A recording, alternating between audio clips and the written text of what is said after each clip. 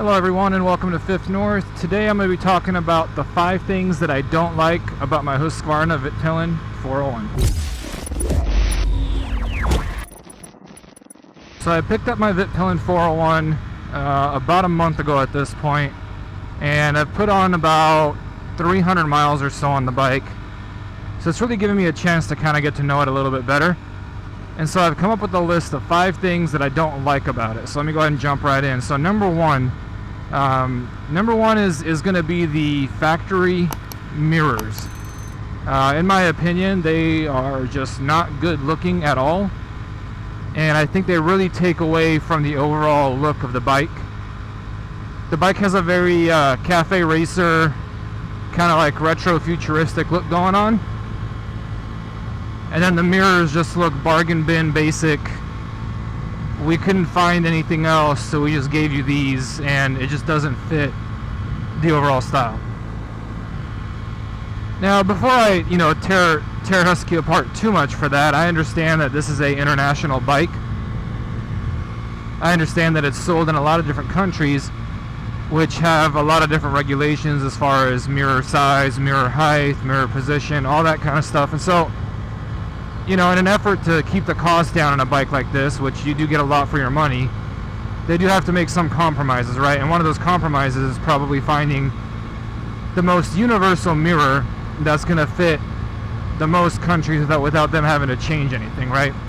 So I definitely understand why it comes with those mirrors, but that doesn't change the fact that, to me, they look like antenna on like a Martian's head, you know what I mean? They just kind of stick out awkwardly and don't really flow with the bike. So one of the first modifications I would have done to this bike, had I bought it brand new, would have been to change those out immediately. Now, lucky for me, my friend Ty, who owned the bike before me, he thought the same thing, and he swapped them out immediately. So right now, as you can see, I have bar end mirrors, and they're just as functional as the factory ones, but in my opinion look a lot better than the factory ones. They actually add to the style and look of this bike rather than distract and take away from it. So anyway, number 1 on the list, factory mirrors, they got to go right away. Number 2 on the list of 5 things that I don't like about my 401 is going to be the storage capacity. So before I jump into this and get flamed in the comment section, look, I'm aware it's a motorcycle. I'm aware that storage is always going to be a premium, right? However, in my lifetime, I've had the privilege of really exploring about 10 to 15 bikes up close, and literally every single one of them has had better storage than this bike. Even my first bike, my 250 Virago from Yamaha, if you popped the seat open, you had not a lot, but some storage under the seat. And then there was another compartment, like a triangle-shaped compartment in the middle of the frame, where you could fit a couple more things too, right? So again, not a ton of space, but enough space to put a few things. Here on the Vitpilen 401, there's literally no space. You can remove the seat, but then when you remove the seat, you find out that's where the battery and the factory toolkit are. And once you've got those two installed, which obviously you have to have the battery installed, there really is no room to put anything else in there. I mean, you can maybe put like a set of keys or something. Like, there's just no room underneath the seat. There's no other compartments, nothing else. Now, this can be solved, right? You can get saddlebags, tank bags, all that kind of stuff, but my point is, from the factory, there's just nothing to work with. I think this could have been rectified by possibly including a smaller battery, preferably like a lithium one, but I go back to the cost savings on this bike, and that's just not going to happen, right? So again, I understand why it happened, but that is another one of the things that I don't like about this bike. Number 3 on the list of 5 things that I don't like about my Vitpilen 401 is actually going to be related to the seat once again.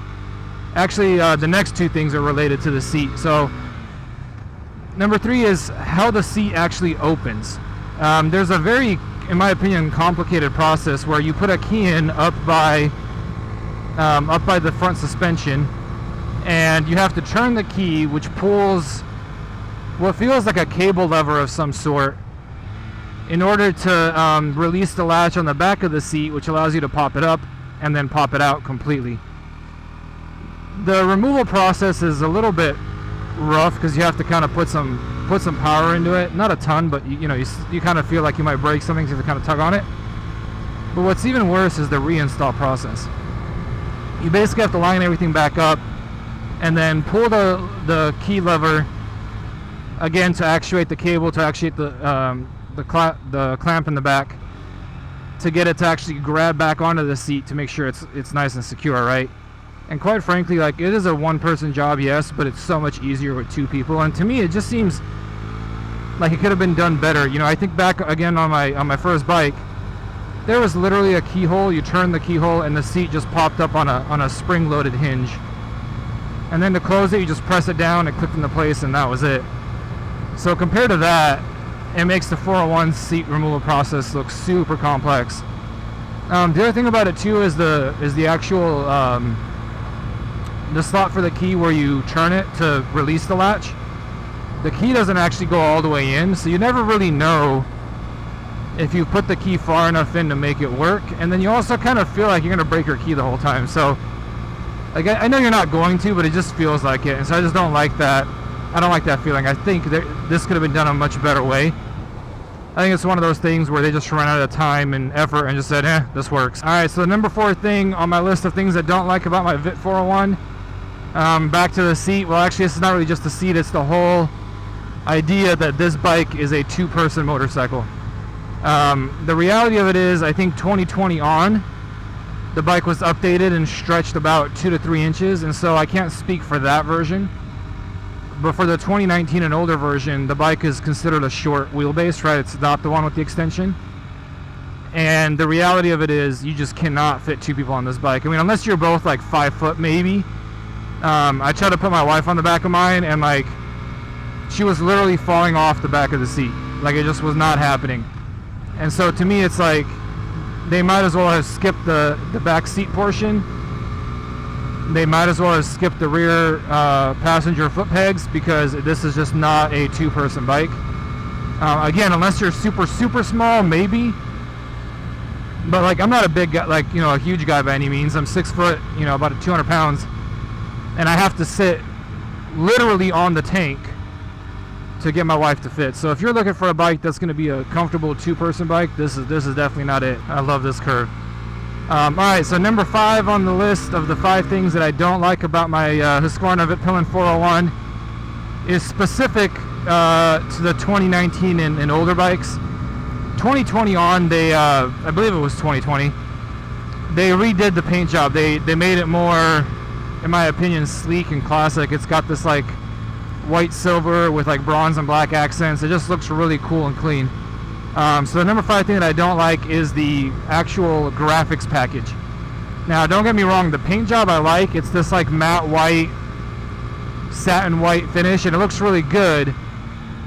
It's got bronze wheels. Again, that works really well. Where they ruined it is they added these like high-vis yellow accents, and to me it just makes the bike look kind of kiddie. You've got high-vis yellow striping on the side of the bike. You've got stickers on the wheels and a couple other places, and like, it just makes it look like a children's toy, that color. In my opinion, maybe you like it, I don't know. I personally think that the newer color scheme looks much more futuristic, much more classic, much more professional. And in fact, I know I'm not the only one that feels that way, because again, Ty, the gentleman who owned the bike before me, one of the first things that he did after fixing the factory mirrors was to remove the stickers from the wheels, because again, they don't look good. Thankfully, this is something that I can fix really easily. I have access to tools that can help me make stickers and graphics, and so one of the things that I plan to do in the future, and this will be a full-length future video, is I'm going to go through and remove all the yellow colors and then actually update it to a much cleaner, simpler look.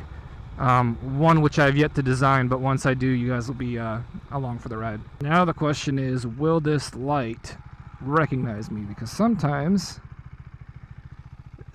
it does. Ooh, turning yellow already. All right, well, cool. So that's the list of the 5 things that I don't like about my Vitpilen 401. Obviously, it's a pretty nitpicky list, if I'm being honest, and that's a good thing, right? There's nothing on this list that I absolutely can't stand or makes me not like the bike or makes me want to sell the bike. And so that's, you know, that's obviously a good thing. So I'm being very nitpicky here, but I did still want to share, you know, the 5 things that I didn't like. And the cool thing about all 5 things, with the exception of the passenger space, is that they can all be easily changed or modified, which I plan to do. And like I said, the mirrors were already done, so really a couple of small things that I'm going to do now is swap out the graphics package, and that'll go a long way. And I think, you know, I think the bike will be pretty much perfect to how I want it. On the storage front, you know, I could add a tank bag, I could add saddlebags, but you know, I don't do enough long trips where I need that kind of storage, and plus I don't like the way it changes the look of the bike. So if I need the storage, I'll just rock a, you know, like a MOTO backpack. I do have my my Alpine Stars Charger Pro backpack, so if I need storage, I'll just do that. But then, like I said, everything else I can update, and the bike will be good to go. Anyway, that's it for this video. Thank you guys for watching. If you like this video, hit the like button for me, and if you're not already subscribed, hit the subscribe button. It does help my channel out quite a bit. And I'll catch you guys in the next video. Peace.